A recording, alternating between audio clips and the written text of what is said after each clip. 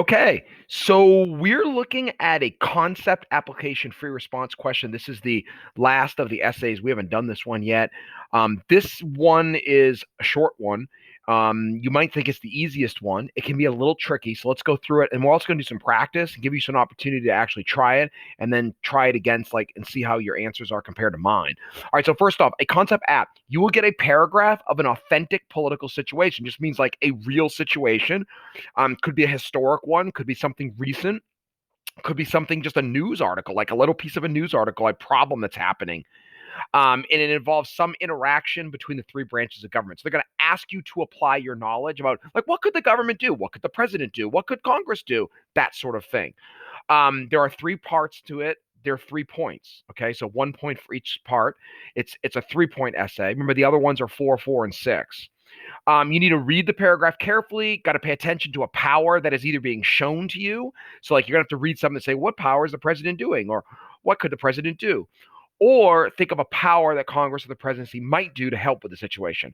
You can always go to the part A and find out what they're looking for before you start reading. And I think that's always a good idea. In order to do well on these, you must know the powers of Congress. That'd be Article 1, Section 8.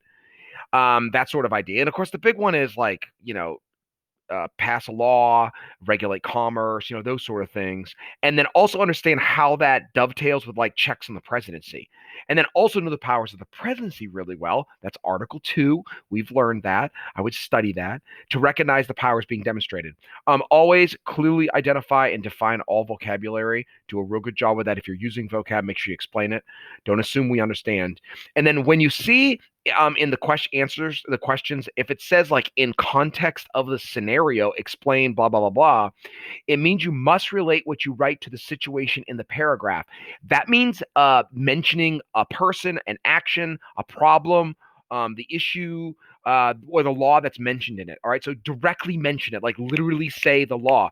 So if it talked about No Child Left Behind or something in it, then you should say well, when Congress passes No Child Left Behind, da da da da. You mention it directly, so that way they know you're applying it to the situation. All right, so make sure you do that.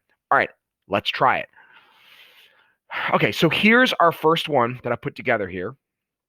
And you can see here, first take note of who wrote it. Always pay attention to who wrote it or what it says about the person who wrote it. So it says President Barack Obama, June 15, 2012. All right, so we don't really learn anything there. And let's read what he says. This morning, Homeland Security Secretary Napolitano. All right, so I'm just I'm thinking out loud. So I'm going to read with the way my mind thinks as I read, and you should be doing the same when you read these sort of things. So when I see Homeland Security Secretary Napolitano, I'm thinking, oh, wait a second, Homeland Security's Department of Homeland Security. So this is a executive officer, the part of the bureaucracy. Okay, so he's talking about the bureaucracy. Okay, cool. Let's keep going. Announced new actions my administration will take to mend our nation's immigration policy to make it fair, more efficient, and more just, specifically for young people. These young people study in our schools, they play in our neighborhoods, they're friends with our kids, they pledge allegiance to the flag. They are Americans in their heart and their minds and in every way but one on paper. They were brought often and have no idea they're in this country by their parents. They were brought and often had no idea they're in this country by their parents undocumented. All right, so this is talking about undocumented immigration, so coming to the country without actually having gone through our immigration process. That's what it's talking about. These are kids that were brought as kids. They didn't even know. They were 5, they were 4, they were 2, okay? Over the next few months, eligible individuals who do not present a risk to national security or public safety will be able to request temporary relief from deportation proceedings and apply for work authorization. So basically, Homeland Security, President Obama is saying that Homeland Security is going to allow people that are undocumented but brought as children and have, been they're not having committed crimes, they'll be allowed to stay to work and they won't be deported. Okay, that's what he's doing. All right, so let's read what it says. So part A says, describe the presidential power exhibited in the announced policy. B, in the context scenario, explain how the use of the power described in part A can be affected by interactions between the president and Congress. Okay. And then C, in the context scenario, explain how the interaction between the president and Congress can be affected by the media. All right, here's what I want you to do. Pause the video. Go ahead and try to answer them. The first question is probably 1 or 2 sentences. The B is probably 2 to 3 or maybe 4 sentences, depending on how much you write. And then C is, again, probably 2 or 3 sentences. So not a super long paragraph here, but I want you to try this without seeing what I'm going to answer. All right. So try it on your own right now. Pause the video. I'll count to 5, and then I'm going to come back and show you my answers. But look, if you don't do the practice first, this doesn't help you. Okay.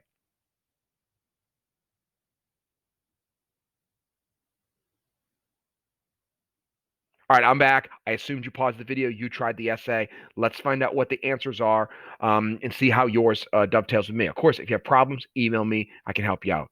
All right, let's go. All right, first off, let's see what the part A is. It said, describe the presidential power exhibited in the announced policy. Well, the key is he's talking about Homeland Security. So this has to be some sort of executive order. He's told us Homeland Security basically don't deport, children of undocumented immigrants who were brought here as children. Okay, so if you're brought here as a child, you're basically allowed to stay or get a temporary deportation, basically. And so Homeland Security is part of the executive branch, so he's giving it an executive order. Hopefully, you saw that. All right, but you have to really understand these things really well to be able to get it. If you don't know the powers of the presidency, both formal and informal, and you had trouble with that, you need to study the formal and informal powers. We have cards on that. You need to understand what an executive order is, an executive agreement, the powers under Article 2, which we did a whole sheet on, in foreign policy, in legislation, executive branch stuff. Okay. All right, cool. Part B, it says, in the context scenario, explain how the use of power in Part A can be affected by interactions between President and Congress. Now, notice it says um, that in the context scenario. So remember that. All right. Congress could do several actions against the use of a presidential executive order. So I'm applying it to that power, okay, that you just identified. It's an executive order. Congress could pass a law overturning the executive order, but this could be difficult because the president could veto it and Congress would need 2/3 majorities of the House to overturn it. So that's the interaction. All right. An executive order is done without Congress's approval. The president can do that, but Congress always has the power to overturn it. So that was one option I had. Okay. The president does that. By the way, I might note, I didn't put in there specifically about immigration. But that would be good to put in there. Mention something about immigration. Congress could also pass a law validating the executive order and making it law and saying that permanently immigrants brought here as children aren't going to be deported. You could have done that too. Yeah, absolutely. That could be a thing. And the president could sign that. All right, here's another example that I gave. Congress could defund part of Homeland Security so they cannot implement the executive order. Again, the president could veto that. So, again, Congress always has the power to defund an executive branch. They have the power of the purse. They have budgetary power. So they could just like say, you know what?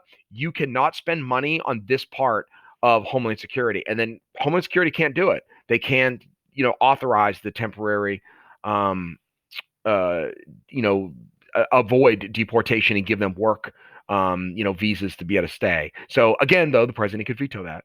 And then here's another option that I gave. Congress could also sue the president in federal court. So if Congress thinks president is overstepping his executive power under the Constitution, they could sue him, claiming that the president was not faithfully executing the law because the Congress's law says if you're here illegally or you're here undocumented, you are deported. And then they could say that that would be the case. And then they hope that eventually the case got to the Supreme Court. And then the court would declare the executive order unconstitutional. So Congress could also do that. All right, so those are some options. I'm not sure if you're heading to them. If you had something else that was weird or different, or you're not really sure about, email me and I'll tell you whether it would work. All right, so there's part B. Hopefully, also you're seeing this and going like, oh, okay, I get it. I see what you're supposed to do. That's kind of part of the purpose of this too. All right. And then lastly, part C says, in the context scenario, explain how the interaction between the president and Congress can be affected by the media. Well, of course, how the media reports on something can really impact public opinion. Okay, so let's look at that. The media could run stories about immigrants impacted positively by Obama's policy. So, they might interview some kid who's like a college student and they were brought here. As an undocumented student when they were 5 or something, and then this impacts public opinion that impacts Congress. So made positive by Obama's policy and makes the popular policy with voters. Congress then is less likely to try to overturn the policy with a law or defunding actions. or maybe even going to court. So those are the things that can happen. By the way, you also could say that media could report polls or run polls or authorize polling that shows that Obama's policy is popular. And because it's popular, Congress is less likely to overturn the policy, which, by the way, hint, hint, is really what kind of happened in this case. So the point is that that's how the media can impact it. It's always about the media and how they run a story and how does that impact public opinion. All right, cool. That's that. You get 1 point for each if you got those points. And if you got 3 out of 3 on that, good for you, because this was our first attempt. Okay, now it's time for you to practice again with no help whatsoever from me. I'm not going to read it. You're to read it. You read the situation. You answer the questions. I'm again going to count to you pause it right now, and I'm again going to count down from 5, and then I'll give you the answers. Pause now.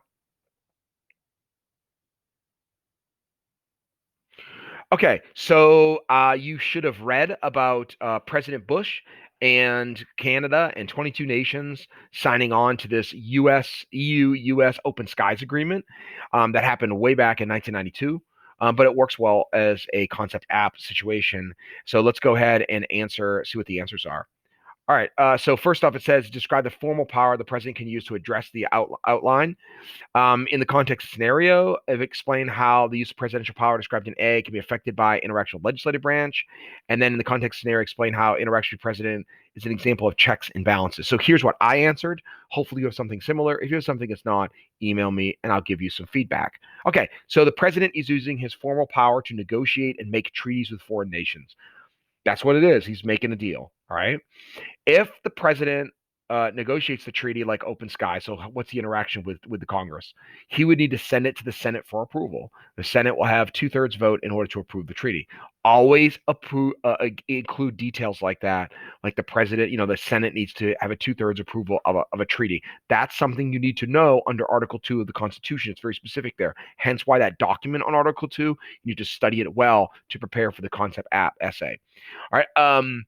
See, the president doesn't have total power over foreign affairs. So this is how this is checks and balances. The president doesn't have total power over foreign affairs and agreements with foreign nations. He does have the power to negotiate treaties like Open Skies Agreement. There's my contact with the scenario. But must get the Senate's final approval with a supermajority. This is a check on the president's power because he must consider what the Senate would approve while he negotiates the terms of the treaty. Notice when we talked about Article 2, it said that the Senate has advised and consent of the Senate. The president gets advised and consent of the Senate. So meaning like he can't just go out and willy-nilly make any treaty he wants. The president has to consider what the Senate would actually approve. So that's what we're talking about here. That's a check on presidential power because it has to go to the Senate. Now, at the same time, the Senate gets final approval of treaties, but the president gets to actually negotiate the treaty. So there's like a check on the Senate there too. They don't have the foreign policy power to negotiate treaties, but only the president does. So there's checks on both ends here. All right, cool. If you had something to that effect, you would get it right. If you have questions, email me. Otherwise, this is the concept app essay. This is how it works. Thank you.